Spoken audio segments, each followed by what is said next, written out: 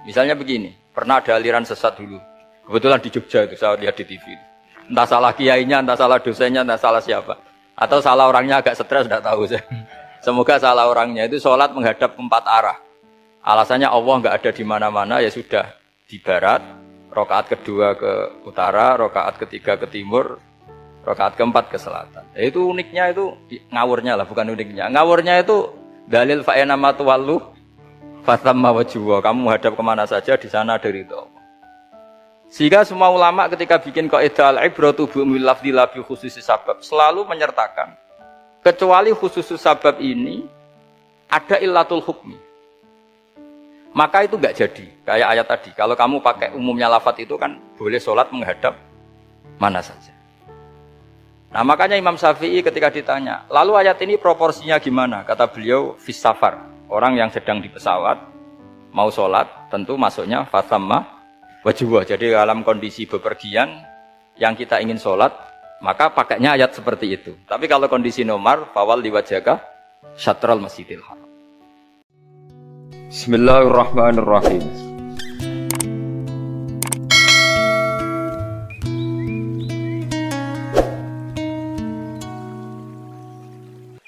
Assalamualaikum warahmatullahi wabarakatuh. Bismillahirrahmanirrahim. Tabarakalladzi nazzala al-furqana ala 'abdihi liyakuna lil 'alamin nadhira. Allahumma shalli wa sallim ala nabiyyillah wa ala rasulillah sayyidina Muhammadin wa ala alihi washabbihi ajmain. Nama ba'du. Kita teruskan kajian yang paling penting dalam ulumul Quran termasuk adalah al-ibratu bi umumil lafdzi la bi khususis sabab. Itu terkenal sekali. Jadi Nabi karena seorang manusia, apapun hebatnya Nabi ini seorang manusia, tentu kalau ngandani cara Jawa atau menghitobi, pasti ngendikan sama yang di depannya. Tapi bukan berarti hukum ini khusus pada yang di depannya, tapi menjadi umum. Kenapa menjadi umum? Ya karena kebaikan itu boleh dilakukan oleh siapa saja. Misalnya Rasulullah ngendikan sama Mu'ad, ya Mu'ad inni uhibbuka, fala tada'anna dubura kulli sholatin. Wa fi riwayatin faqul fi duburi kulli sholatin Allahumma a'inni ala zikrika wa syukrika wa husni ibadatik. Itu jelas kalimatnya Nabi, ya Mu'ad, saya mencintai kamu. Maka jangan pernah engkau tinggalkan setelah sholat, kamu membaca Allahumma a'inni ala zikrika wa syukrika wa husni ibadatik. Ya Allah, tolonglah kami supaya selalu mengingat engkau ala zikrika dan mensyukuri nikmat engkau, dan tolong kami selalu beribadah kepada engkau. Lalu kalau melihat asbabil wurud, kalau dalam ilmu hadis biasanya disebut asbabil wurud, kalau dalam ilmu Quran disebut asbabin nuzul, tentu yang didhawuhi itu ya Mu'ad. Tapi Anda tidak boleh begini, saya tidak wiridan itu, yang disuruh Nabi kan Mu'ad, saya kan tidak Mu'ad. Itu tidak boleh seperti itu. Makanya kita tidak boleh terlalu tekstual, karena tadi resikonya Anda tidak mengikuti kaidah al-ibratu bi umumil lafdzi la bi khususis sabab. Sebab itu saya tadi di kantor rektorat ya Pak Ordas ya, bilang nanti untuk kajian yang di kantor rektorat pakai kitab Syajaratul Ma'arif, karena kitab itu juga yang sekarang dalam proses penerjemahan saya dengan Pak Quraisyab di PSG, yang di sini pakai kitab Itqan. Nanti mulai bulan depan, karena saya dipaksa untuk meneruskan. Ini sudah kayak Tuhan saja maksa-maksa. Itu pakai kitab Itqan. Nanti babnya tak kasih yang mendesak untuk diketahui. Termasuk apa? Al-ibratu bi umumil lafdzi la bi khususis sabab. Sehingga di Quran misalnya begini, ada cerita begini. Nabi Isa itu bilang begini, saya ini siapa? Saya ini adalah orang, kata Nabi Isa, wa ja'alani mubarakan ainama kuntu. Saya adalah orang yang di mana-mana itu memberi berkah, memberi manfaat kepada siapa saja. Itu jelas tentang Nabi Isa. Tapi oleh ulama dikasih judul yang umum. Babu nafil ibad bikullil bilad. Bab bahwa seseorang harus bermanfaat hidup di mana saja, kapan saja. Meskipun itu Allah cerita tentang Nabi Isa. Tidak bisa kamu bilang itu kan Isa, saya kan tidak Isa. Tidak bisa seperti itu. Isa adalah ibaratun an ahlil khairi. Isa adalah figur orang baik. Tentu yang dilakukan baik. Tentu kebaikan boleh ditiru siapa saja. Jadi sehingga nanti pada akhirnya nama-nama yang disebut Allah di Quran itu kalau nama orang baik tentu kita boleh ikut. Paham ya? Kalau nama orang buruk tentu kita tidak boleh ikut. Ya gitu aturannya. Sehingga tadi ada al-ibratu bi umumil lafzi la bi khususi sabab. Jadi yang jadi pegangan adalah standar kalimat umum dengan pemaknaan yang ditentukan ulama. La bi khususi sabab tidak terkait sebab itu. Misalnya yang paling masyhur tentu dalam hadis Madinah itu kira-kira kan utaranya Mekah ya, kira-kira ya. Utaranya Mekah apa selatannya? Utaranya kayak, utaranya. Dulu penduduk Madinah itu kalau bikin kloset itu, pokoknya kalau qada'ul hajat itu menghadap ke utara atau selatan. Terus kata Rasulullah, kalau kamu sedang qada'il hajat, sedang buang kotoran tuh jangan menghadap Ka'bah, juga jangan membelakangi Ka'bah. Itu Nabi redaksinya unik. Walakin syarriku aw gharibu. Tetapi kamu menghadap barat atau menghadap timur. Itu semua riwayat walakin syarriku aw gharibu, tapi kamu menghadap barat atau timur. Nah, artinya apa? Kata syarriku aw gharibu adalah binisbat di ahli Madinah, karena orang Madinah posisinya di utara Mekah. Sehingga kalau menghadap utara atau selatan berarti menghadap Ka'bah atau membelakangi Ka'bah, dan itu tidak boleh dalam proses qada'il hajat, masbak kotoran. Terus Nabi memerintahkan menghadaplah ke barat atau ke timur. Nah, al-ibratu bi'umil lafzi la bi khususi sabab juga direvisi oleh ulama begini, kecuali sebab itu ada ilat. Maka kalau demikian yang dimenangkan ilatnya bukan teknya. Saya ulang lagi, yang dimenangkan ilatnya bukan teknya. Kayak tadi, di hadis itu kan Nabi ngintikan apa? Tetapi menghadaplah barat atau menghadap ke timur. Tentu orang Indonesia malah kalau itu kebalikannya. Orang Indonesia kalau ke barat atau ke timur kan malah menghadap Ka'bah atau membelakangi Ka'bah. Di sini pentingnya ijtihad. Dan ijtihad ini lazim, bukan harus Imam Syafi'i atau Imam Malik. Semua orang normal pasti tahu proporsi kalimat tadi. Karena ada aturan al-hukmu yaduru ma'ilatihi wujudan wa adam. Gitu seterusnya. Ini penting saya utarakan. Sehingga ketika Rasulullah sedekah dengan dinar dikasihkan fakir miskin atau dirham dikasihkan fakir miskin, pikirannya ulama adalah sedekah dengan mata uang yang berlaku saat itu. Tidak selalu ditetapkan dinar atau dirham. Begitu juga ketika Rasulullah dulu zakat fitrah pakai susu kering atau pakai kurma atau pakai gandum. Ulama semua bilang yang penting kuti ahlil balad, yang penting makanan pokok di negara itu. Dalam konteks Indonesia tentu apa? Beras. Ini penting saya utarakan karena tanpa mengkaji ulumul Quran seperti ini, dan kita insya Allah bulan depan saya langsung bawa kitab Itqan. Di situ ada beberapa contoh. Harus seperti itu. Karena kalau tidak terikat sebab, itu nanti takutnya ayat umum menjadi liar. Misalnya begini, pernah ada aliran sesat dulu. Kebetulan di Jogja itu saya lihat di TV. Entah salah kiainya, entah salah dosennya, entah salah siapa. Atau salah orangnya agak stres, tidak tahu saya. Semoga salah orangnya itu sholat menghadap 4 arah. Alasannya Allah nggak ada di mana-mana, ya sudah di barat, rakaat kedua ke utara, rakaat ketiga ke timur, rakaat keempat ke selatan. Itu uniknya itu ngawurnya lah, bukan uniknya. Ngawurnya itu dalil fa'ena matuwallu fatamma wajhuwa. Kamu menghadap kemana saja di sana dari itu Allah. Sehingga semua ulama ketika bikin kaidah al-ibratu bi'umil lafzi la bi khususi sabab selalu menyertakan kecuali khusus sabab ini ada illatul hukmi. Maka itu enggak jadi. Kayak ayat tadi, kalau kamu pakai umumnya lafaz itu kan boleh sholat menghadap mana saja.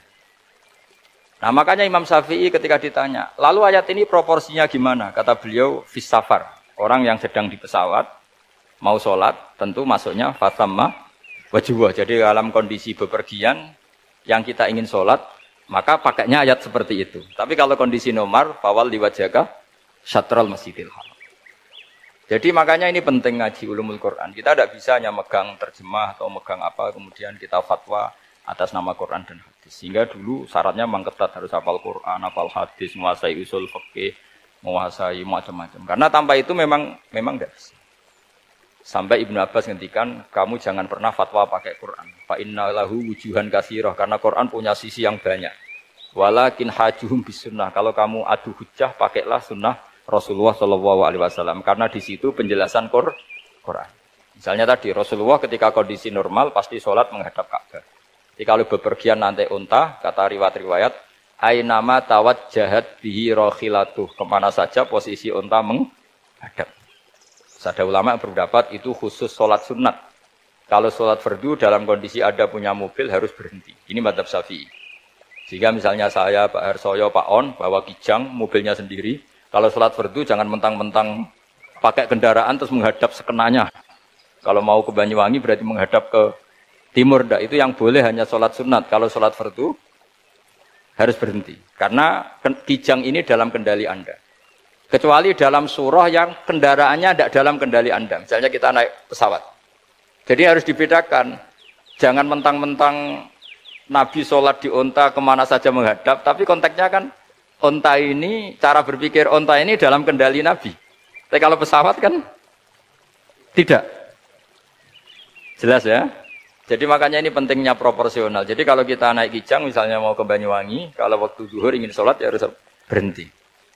Karena yang aina matawat jahat bihi rokhilatuh, kemana saja kendaraan membawa kita, itu dalam konteks sholat apa? Sunnah.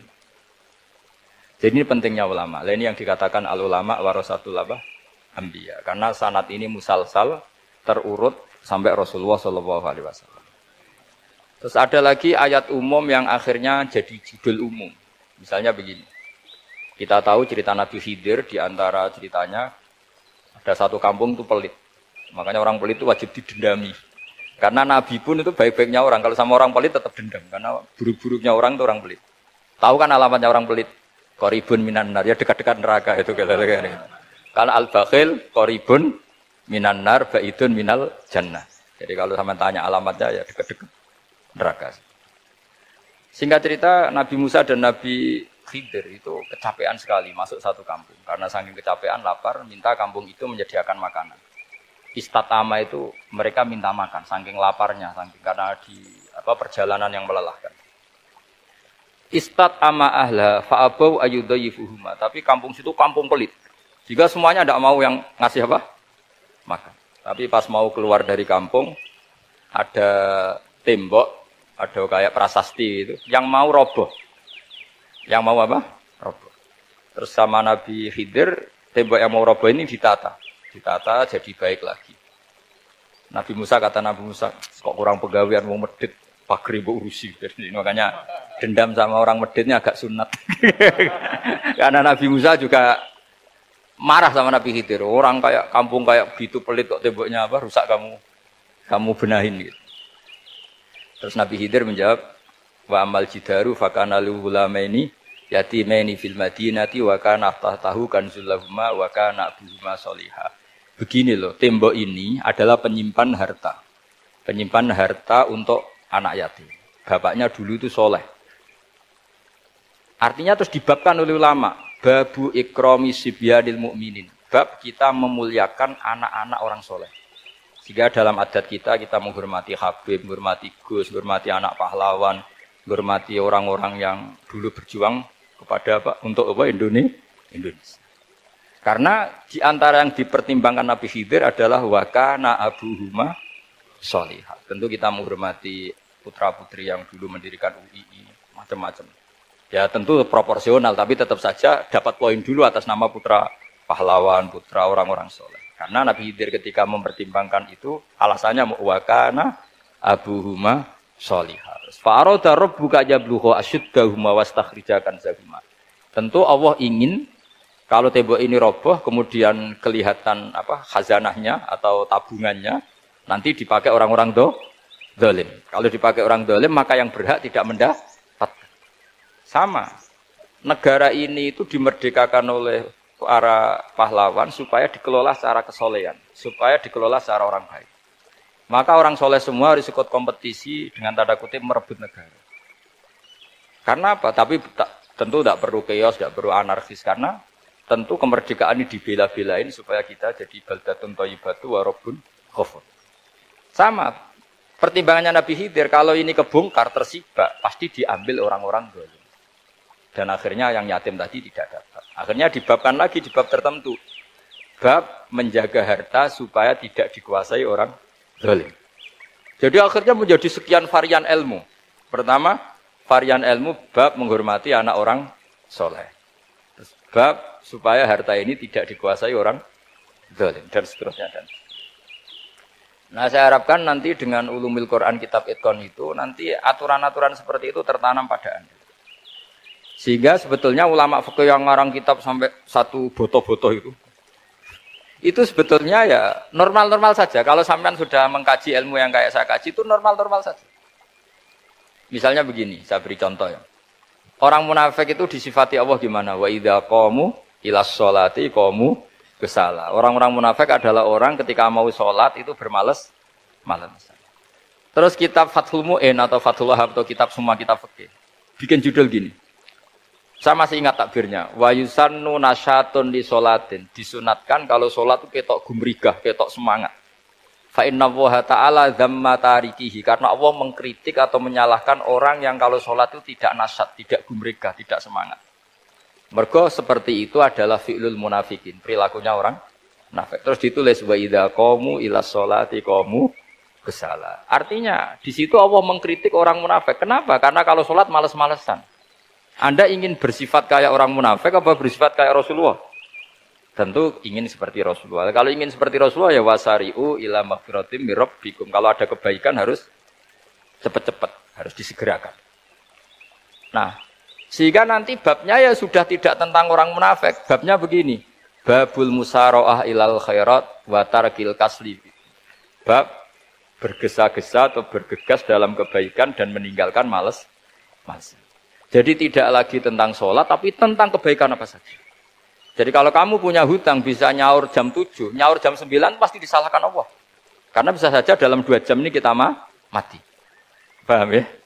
Begitu juga kalau kita sholat bisa awal waktu, kenapa tidak awal waktu? Meskipun akhir waktu ya dibolehkan. Itu ya tadi babnya ya tentang wa idza qamu orang munafik itu ya seperti itu. Akhirnya apa? Ayat ini turun tentang orang munafik, tapi pemaknanya umum. Ini disaksikan apa? Orang-orang tua kita ini ada Pak Ersoya, ada Pak On. Pemahaman ini harus dikawal dan ini tradisi ulama. Saya pastikan di pondok-pondok atau di Al-Azhar di mana saja, Itqan itu dipakai disertasi dokter. Jadi kalau betul nanti kita mengkaji itu sudah dokter semua, dokter tafsir semua, dadaan maksudnya. Memang itu mau tidak mau dan itu mudah sekali. Saya ulang lagi itu mudah sekali. Kenapa kata Imam Syafi'i fa innal uqula mutarratun ila qabril haqqi, karena akal itu dipaksa untuk menerima kebenaran. Ciri utama kebenaran kata Rasulullah matma'an nabi qabr. Jadi menerima itu pasti clear. Makanya disebut kebenaran itu ma'ruf, mudah dikenali. Sesuatu yang salah bahasa Arabnya itu mungkar, angkarohul aklu. Akal itu tidak nyaman. Makanya disebut apa? Munkar, sesuatu yang diingkari. Akal itu asing. Ya asing tuh misalnya, sepeda motor ini milik siapa? Milik Zaid. Ya sudah saya pakai, tidak usah pamit. Akal pasti, ini kok aneh, nggak milik orang kok nggak pamit. Akal pasti nggak terima. Makanya agama itu hanya menerima al-ma'ruf yang mudah dikenali dan menolak al-mungkar, sesuatu yang akal itu nggak terima. Jadi Imam Bukhari ketika ditanya, kenapa kamu salim itu bisa mensarai sanad-sanad Rasulullah? Kata beliau, kalau kamu akalnya normal itu ya gampang saja. Terus ditanya, contohkan. Beliau contohnya begini. Pernah syurrahul hadis. Para pensarah hadis itu habis otaknya. Gara-gara Imam Bukhari bikin judul begini. Babu sihati tolakil akhros. Ingat-ingat ya. Babu sihati tolakil akhros. Bab sahnya tolaknya orang bisu. Orang bisu itu orang nggak bisa ngomong tuh kalau bahasa Jogja itu. Bisu ya? Bisu. Bisu itu cerita. Bab sah tolaknya orang akhros. Ternyata apa? Sekian riwayat yang dipakai itu begini. Ana wa kafilul yatim kahataini fil jannah. Nabi pernah ngintikan saya dan yang merawat anak yatim kahataini fil jannah. Wa asyara bi musabbihatihi wal wusta. Pokoknya Nabi ngintikan begini. Paham ya?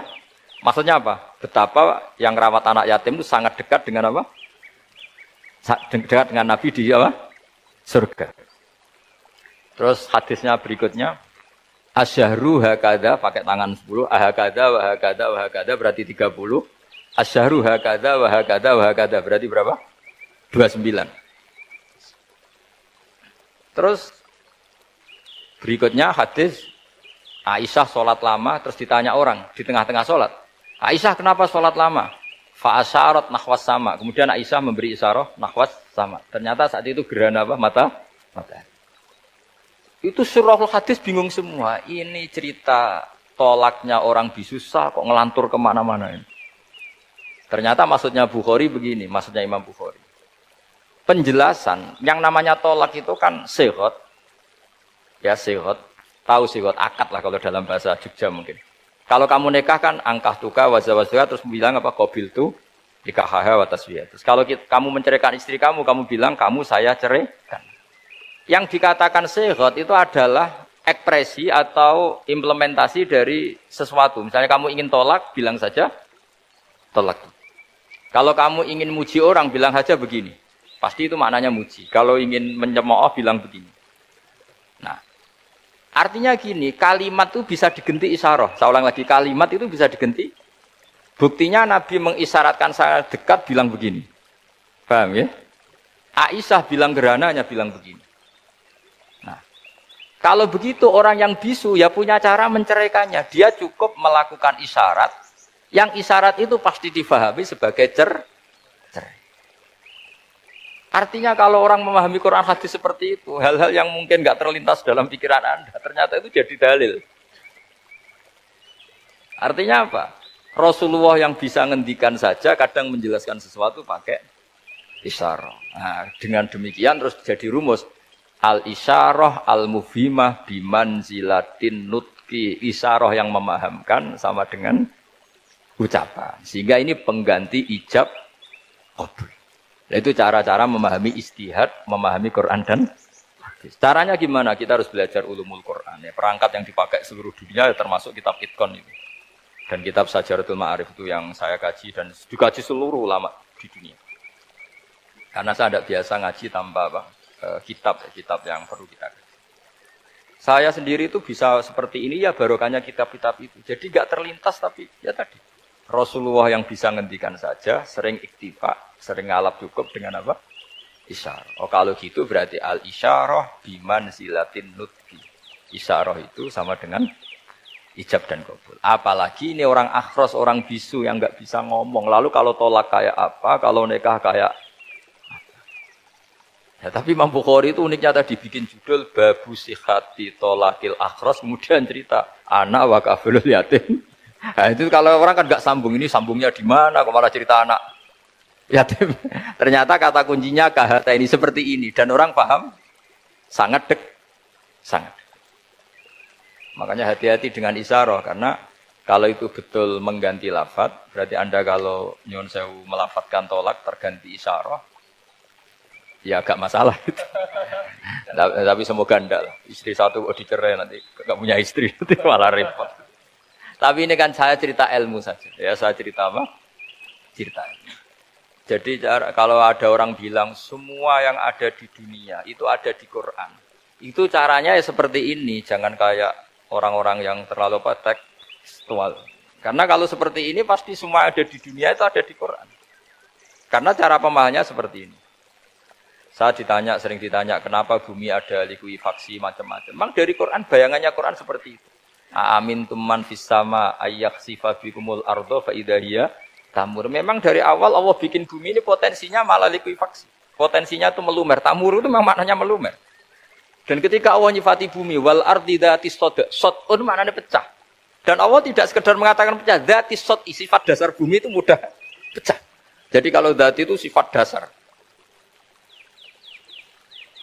Jadi meskipun Quran tidak meneliti spesifik kayak para ahli gempa, tapi dari awal Allah ngendikan bumi itu dzatis sod wal ardi dzatis sod. Bumi adalah berkarakter pecah. Kenapa berkarakter pecah? Karena dari awal bumi ini lempengan-lempengan. Di Qurannya dijelaskan gitu. Wa fil ardi qita'um mutajawirat. Bumi ya kelihatannya banyak, kelihatan satu, sebetulnya dari qit'ah, dari potongan. Lah qit'ah itu jamaknya qita'. Terus disebut mutajawirat, saling berdampingan. Kalau dalam bahasa Arab berdampingan itu berarti sel-selnya beda. Kalau bahasa Arab bilang sesuatu yang bercampur namanya mukhalatah, jadi satu. Kalau yang beda jenis namanya mujawarah. Nah, Al-Quran itu bilang wafil ardi qita'un mutajawirat. Bumi ini karakternya per potongan-potongannya karakternya beda-beda. Sehingga memang potensinya bumi ini hancur. Apalagi dari awal memang dipersiapkan mau dihancurin. Makanya nggak usah takut kiamat. Memang rencana Tuhan mau dihancurin. Makanya sanggup takwa saja. Kalau ingin menghentikan penghancuran ini tidak bisa. Itu sudah dalam rencana Tuhan pasti di. Makanya kalau orang sufi ditanya, kenapa tidak bangun rumah? Tuhan aja mau rencana ngancurin bumi, kok saya rumah tak tata, nanti juga hancur. Ya. Tapi kalau di Islam kota saya ngomong gitu kan dia wah ini orang nggak jelas ini. Gitu. Padahal yang kedonyan itu yang nggak jelas sebetulnya.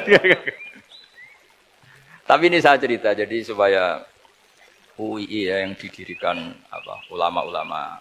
Saya masih ingat ketika Profesor Zaini cerita, Pak Zaini saya ini kan kiai, saya tidak punya gelar apa kok. Jangan minta bantuan ini. Katanya Pak Zaini dulu UI ya didirikan banyak kiai dan sebagian pendirinya juga nggak punya gelar katanya. Tapi mendingan nggak punya gelar manfaat daripada punya gelar nggak manfaat. Malah problem. Tapi ya nggak masalah. Sudah ada manfaat, tidak punya gelar malah repot lagi. Sudah cara berpikir gitu saja. Sudah. Pokoknya sementing semuanya baik apa saja. Jadi nanti setelah sampean mengkaji ulumul Quran ya tadi seperti yang dikatakan Imam Syafi'i itu gampang sekali. Kenapa gampang? Karena fa'innal uqula muttarratun ila qabulil haq. Akal ini pasti dipaksa untuk menerima kebenaran. Kayak saya berkali-kali ditanya sama seorang kiai, kenapa sih Gus masalah la ilaha illallah kok sampai Nabi ngendikan wa in zana wa in saraka. Siapapun yang melafadzkan la ilaha illallah Muhammadur Rasulullah, itu suatu saat pasti masuk surga. Meskipun dia pernah zina, pernah maling. Itu jelas teks hadis di Bukhari, di Muslim, wa in zana wa insaraka, meskipun zina dan ini bukan berarti Nabi melegalkan perzinahan, enggak, ma'adzallah, enggak akan terjadi. Nabi melegalkan perzinahan. Tapi Nabi ingin ngendikan begini, absolutisme kebenaran itu tidak terganggu oleh kesolehan dan kefasikan. Karena kebenaran absolut siapapun akan ngomong seperti itu. Saya berkali-kali nyontohkan, Rektor Al-Azhar akan bilang 1 tambah 1, 2. Lonte ya bilang 2, koruptor ya bilang 2, KPK ya bilang 2, 01 ya bilang 2, 02 ya bilang 2. Karena absolutisme kebenaran. Dan Nabi itu ingin mengatakan bahwa Allah Tuhan ini kebenaran sejati. Sehingga siapapun yang melafadzkan sah. Jika orang yang kafir 70 tahun sekali melafadzkan syahadat sah. Tidak usah begini. Pak kafir, soleh dulu ya beberapa tahun gitu. Baru Anda sah melafadzkan kalimat la ilaha. Tidak ada seperti itu. Semua ulama ijma, orang kafir 70 tahun melafadzkan la ilaha illallah sekali, langsung menjadi muslim. Kenapa sah? Kebenaran absolut tidak bersyarat kesolehan maupun kefasikan. Ya kayak tadi, orang bilang 1 tambah 1 harus profesor apa anak TK boleh?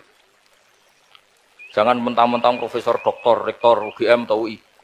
Tadi anak kecil bilang berapa 1 tambah 1? 2. Sudah aku tak bilang 4. Tidak bisa. Kebenaran absolut itu orang akan sepakat. Nah, Quran itu termasuk kebenarannya absolut. Maka harusnya siapapun bisa memahami Quran. Termasuk orang yang sebelum Islam. Sekarang saya tanya ke sampean, ketika Umar masuk Islam karena dengar Quran itu dulu dengarnya apa dulu Islamnya? Dulu dengarnya dan dia paham. Wa ma huwa min kalamil bashar, ini tidak mungkin omongan manusia seindah ini.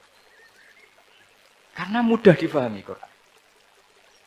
Nah sekarang enggak, karena ada sistem akademik. Itu terus orang macam-macam urutannya. Jadi repot sekarang. Kalau kata tafsir At-Tabari lebih ekstrim lagi. Itla yuqalu masalan ifham bima la aqlalak. Jadi orang-orang kafir ini kan, orang-orang kafir Mekah ini kan Rasulullah jadi nabi ini kan semua orang masih kafir. Enggak ada mahasiswa UI, enggak ada orang NU, enggak ada orang Muhammadiyah. Semuanya orang kafir, semuanya masih kafir. Terus Nabi membawa Quran, maka khitab pertama itu bukan ya ayuhan nahdiyun, ya ayuhal muhammadiyun. Khitab pertama kul ya ayuhal kafirun, karena pendengarnya semuanya kafir. Dan itu mereka paham. Tapi nanti soal hidayat nomor 2, tapi mereka itu yang jelas paham. Sehingga banyak orang kafir yang menjadi muslim karena mendengar Al-Quran. Jadi ini penting diketahui karena kebenaran itu milik siapa saja dan akan mudah dipahami. Kayak tadi, kalau 1 tambah 1 2 itu rektor ya bilang 2, anak TK ya bilang 2, musuh kamu ya bilang 2, kamu atas nama sentimen dengan musuh pun tetap bilang Nah di sini kadang Nabi ngendikan mangqala la ilaha illallah dakhalal jannah wa in zana wa in saraka. Proporsinya seperti itu, bukan berarti Nabi melegalkan zina, bahwa kalimat ini kalimat yang kebenarannya absolut sehingga siapapun sah mengatakan itu, meyakini itu meskipun punya masa lalu seperti. Jadi jangan salah makna terus Nabi melegalkan, tidak sama sekali. Jadi saya mohon ini jadikan satu ilmu. Bahwa ilmu adalah tetap apa? Sehingga ada ayat kulil ladzina kafaru iyantahu yughfar lahum ma qad salah. Katakan kepada orang-orang kafir sekali menghentikan kekafirannya yughfar lahum ma qad salah. Maka kekafiran di masa lalu dianggap hilang dan dia hanya dengan status yang sekarang yaitu seorang mukmin. Karena dia disahkan melafadzkan la ilaha. Makanya pernah ada cerita, ini penting saya utarakan ke jenengan. Ada orang kumpul kebo, singkat cerita, kumpul kebo lelaki sama perempuan. Suatu saat Nabi dikasih tahu sama tetangganya, ya Rasulullah, orang yang biasa kumpul kebo itu sekarang sudah nikah. Jawabannya Nabi unik. Alhamdulillah, kira-kira gitu kalau bahasa Indonesia. Qad kharaja min sifahin ila nikahin. Dia sudah keluar dari tradisi zina, sekarang dia sudah dengan kehormatan nikah. Maksudnya gini, kalau malam Senin dia belum nikah, kumpulnya kan masih kumpul kebo bertahun-tahun. Paginya dia nikah, malamnya kumpul sudah kumpul sunnah karena sudah nikah. Jadi tak sama seperti itu. Kalau dia belum melafadzkan kalimat tauhid, ya statusnya dia kafir. Sekali melakukan kalimat tauhid, ya statusnya dia muslim atau mukmin. Sama. Ketika hubungan intim tanpa nikah namanya sifah perzinaan. Sekali nikah ya namanya sunnah. Jadi semudah itu. Dan Nabi tidak tanya macam-macam. Mau ngendikan qad kharaja min sifahin ila nikahin. Sudah keluar dari tradisi sifah menuju nikah. Pertanyaannya gini, kenapa enggak disyaratkan ini itu untuk nikahnya? Misalnya macam-macam. Ya sebetulnya syarat itu pasti ada, cuma begini loh. Orang yang ingin menghentikan keburukannya harus kamu katakan sah sekarang juga. Karena kita mengesahkan penghentian keburukan. Jangan lalu orang yang mau tobat malah dipersulit. Jadi misalnya la ilaha illallah, kamu belajar makhraj dulu, bila bilangnya la benar. Belajar bahasa Arab dulu. Ya kacau. Apalagi saya persiapkan seremonialnya dulu, nanti di masjid di syuting supaya satu Indonesia tahu yang Islamkan saya itu kiainya yang engkek malah repot lagi. Ini penting saya utarakan supaya clear. Jadi saya ulang lagi. Al-ibratu bi umumil lafzi la bi khusus sabab. Allah ya enggak apa-apa cerita Nabi Musa, cerita Nabi Isa, cerita misalnya begini, bolehkah orang soleh itu jadi raja? Jawabannya harus bilang boleh. Karena Allah pernah menfigurkan tokoh soleh yang bernama Sulaiman dan Daud. Dan beliau adalah raja. Ketika Imam Syafi'i ditanya, bolehkah orang Islam tidak kawin? Ya asal dia ada zina ya boleh. Karena Allah menyebut hamba yang soleh dan sebagian mereka tidak nikah. Yaitu Nabi Yahya dan Nabi Isa. Yaitu wasayyida wa hasura wa nabiyya minas sholihin. Jadi cara berpikir Imam Syafi'i gampang. Bagaimana hukumnya orang Islam yang enggak nikah padahal dia tapi asal enggak zina loh ya. Ya jawabannya ya boleh karena Allah mensifati Nabi Yahya dan Isa dengan status hasur, tidak apa? Nikah. Bolehkah seorang soleh jadi raja? Ya boleh. Daud dan Sulaiman itu seorang soleh dan jadi raja. Bolehkah orang soleh itu fakir? Wah sudah banyak, enggak usah dibolehkan sudah banyak. Jadi gampang sekali Quran di depan ahlinya itu.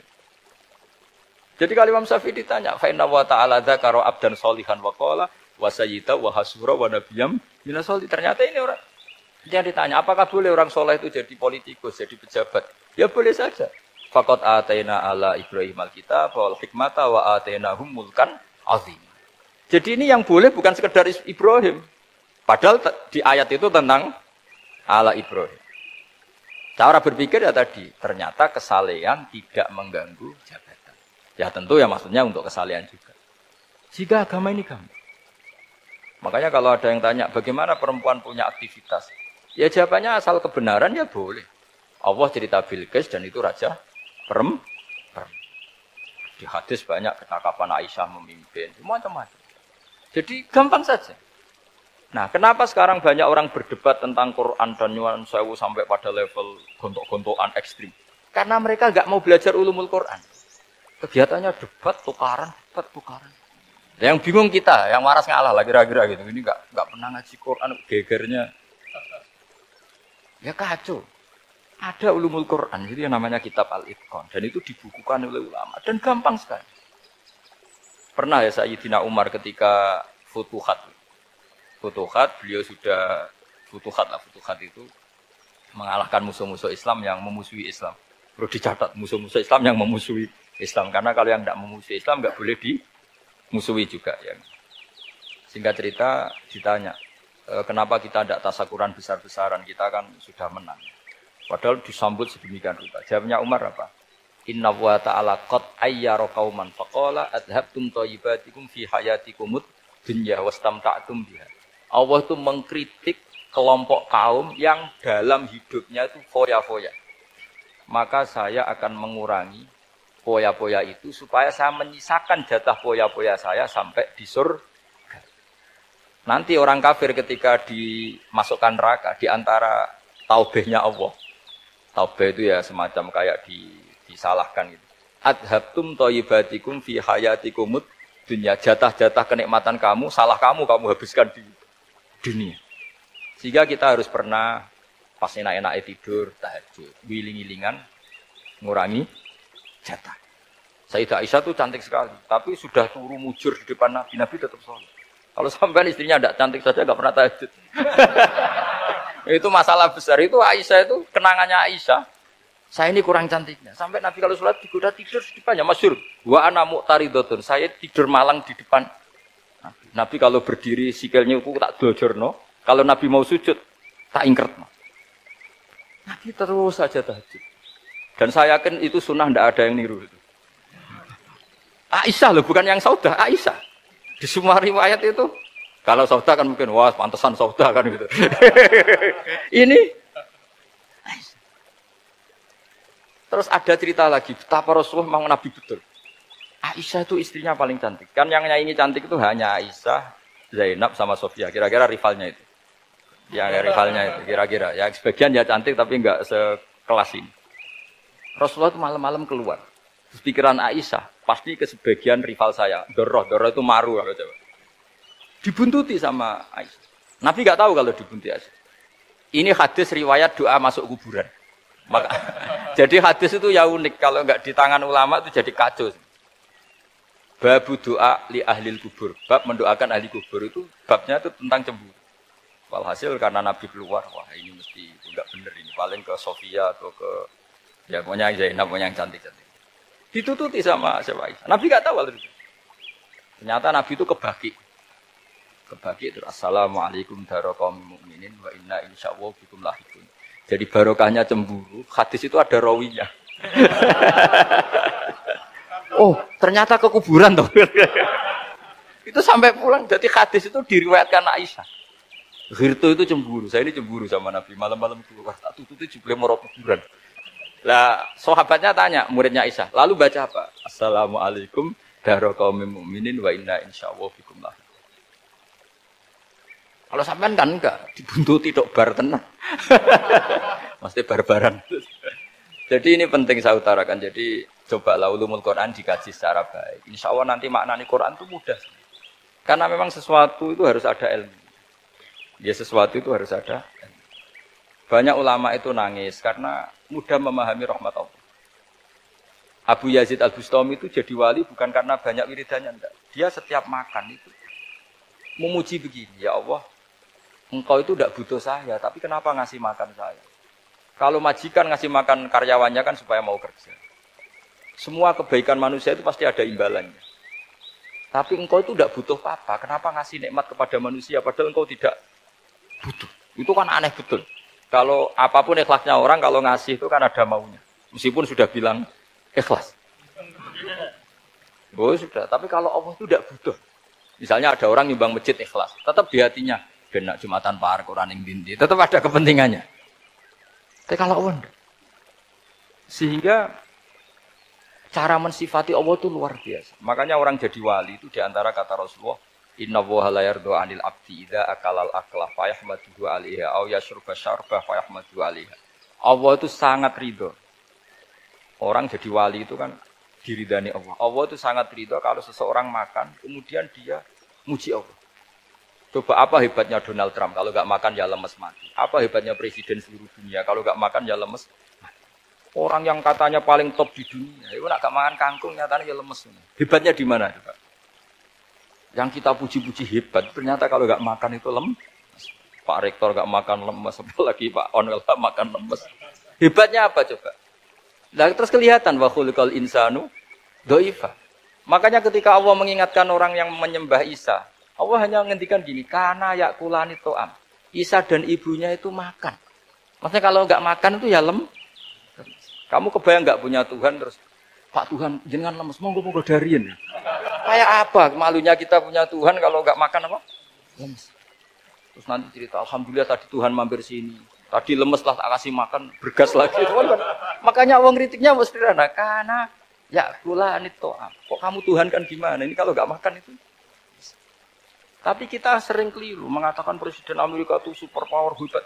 Hebatnya di mana seorang manusia? Kalau nggak makan ya. Ini makanya Allah ngendikan wa khuliqal insanu dhaif. Sehingga banyak para wali itu dekat Allah ketika makan. Bukan apa karena tadi makannya itu enggak kayak sampai ana makan banyak lahap segelegean udah gitu. Itu enggak setiap makan ya Allah betapa lemahnya saya. Yang katanya rektor, yang katanya profesor, katanya orang alim kiai, katanya pengurus NU, pengurus Muhammadiyah ternyata kalau enggak makan lemes. Kerennya di mana lemes. Sehingga terus tawadu, terus macam-macam. Jadi ini penting. Jadi Allah mengingatkan manusia itu dengan makan. Makanya Nabi Rasulullah ngendikan, Allah itu sangat ridho seseorang yang setiap makan muji Allah. Tapi sekarang orang makan itu banyak yang enggak menjiwai. Karena ada aturannya sebetulnya, ngunyahnya sampai sekian kali. Ya, tapi sekarang kan sudah ada seperti itu. Makanya sekarang wali sudah enggak banyak. Pendaftarnya juga sudah ada banyak. Apalagi orang-orang intelek itu sudah agak tertarik daftar wali. Memangnya kalau sudah jadi wali dapat uang, malah repot lagi kalau itu. Tapi ini saya cerita orisinilnya ilmu Quran. Ketika Allah mengkritik Isa itu hanya, ketika dituhankan maksudnya, itu hanya dengan kalimat kana yakulan itu Isa dan ibunya sama-sama. Dan ketika Allah memuja Rasulullah SAW dan para nabi, itu pujaannya itu aneh. Wa ma arsalna qablaka minal mursalin illa innahum la yakuluna ta'ama wa yamshuna bil aswaq. Saya tidak pernah menugaskan para rasul kecuali mereka itu ya makan dan jalan-jalan di pasar. Saya sampai sekarang hampir tiap minggu itu jalan-jalan ke pasar sama anak. Meskipun saya di Rembang betul kayak gede itu, tetap biasa saja jalan-jalan ke pasar. Karena apa? Kata Rasulullah Muhammad, Isa itu sampai dituhankan itu gara-gara jarang makan. Terus orang memitoskan macam-macam. Rasulullah itu kalau makan itu di depan umum, sering di luar rumah. Supaya kelihatan kalau beliau itu Jadi makanya Nabi adalah nafyun li uluhiyati. Perlu dicatat Nabi Muhammad jadi Nabi setelah dengan tanda kutip tragedi Isa dituhankan. Karena Rasulullah jadi Nabi setelah tragedi Isa dituhankan, maka sisi manusianya itu diperlihatkan. Sampai kalau makan tuh di depan umum. Tapi enggak marung di KFC, enggak ada riwayatnya itu. Di depan umum. Nah, karena kepentingannya itu sehingga makanya Nabi ini ibadah yang luar biasa karena menunjukkan sisi kemanusiaan yang akan aman, tidak akan dituhankan. Paham ya? Sama. Seperti kita misalnya kiai atau pejabat. Makan saja gak apa-apa. Tunjukkan kalau kita manusia. Kalau gak makan lemes. Dan kalau itu terus dalam hati kita, insya Allah kita orang yang mengimani wa khuliqal insanu dhaifa. Betapa manusia itu lemah. Nah, tapi kita sekarang enggak. Kalau kita jadi rektor enggak bisa mengendalikan satu kampus, jadi kiai bisa mengendalikan umat. Pikirannya itu kayak Fir'aun. Dan di antara kesalahan Fir'aun adalah faqala ana rabbukumul a'la, bahwa saya bisa mengendalikan kalian semua. Maka dalam ilmu tasawuf yang pertama harus dihilangkan adalah sifat anani. Bahwa karena saya. Tapi kalau orang mau jadi wali atau orang dekat Allah, kenapa saya sering menyebut kata wali? Sebenarnya khazanah wali itu ada di Quran. Ala inna awliya Allahi la khaufun alaihim wa lahum yahzanun. Cuma orang kota senangnya bakas intelektual. Wong desa senangnya bakas wali. Akhirnya banyak orang yang enggak wali modus pura-pura wali terus nipu orang. Jadi sama-sama ada korban. Yang intelektual juga sama. Seakan-akan lebih intelek dibanding wali ini. Makanya saya supaya bahasa intelektual ya ada di Quran, maksudnya terjemahannya ada, bahasa wali juga apa? Dan kadang orang jadi wali itu melakukan hal-hal yang kecil. Itu merasa doif saat apa? Makan. Merasa doif saat. Karena tadi paling mudah menafikan ketuhanan seseorang adalah nyatanya kalau nggak makan lemes. Paling mudah mendoifkan manusia yang katanya presiden superpower pun kalau nggak makan. Apa artinya kehebatan manusia yang sehatnya bergantung nasi satu mangkok? Kerennya di mana coba? Presiden kondang bisa pengaruh seluruh dunia. Jajalnya gak mangan sedino. Lemes. Berarti hadar rojul lelaki ini bergantung satu mangkok nasi. Hebatnya di mana coba? Makanya ada seorang raja angkuh datang ke seorang ulama. Saya raja bisa mengendalikan dunia. Kata ulama, tanya gini. Andaikan kamu tidak bisa minum, kemudian harus bisa minum kalau orang menukarkan kerajaan kamu. Kamu boleh minum, asal kamu tidak jadi raja.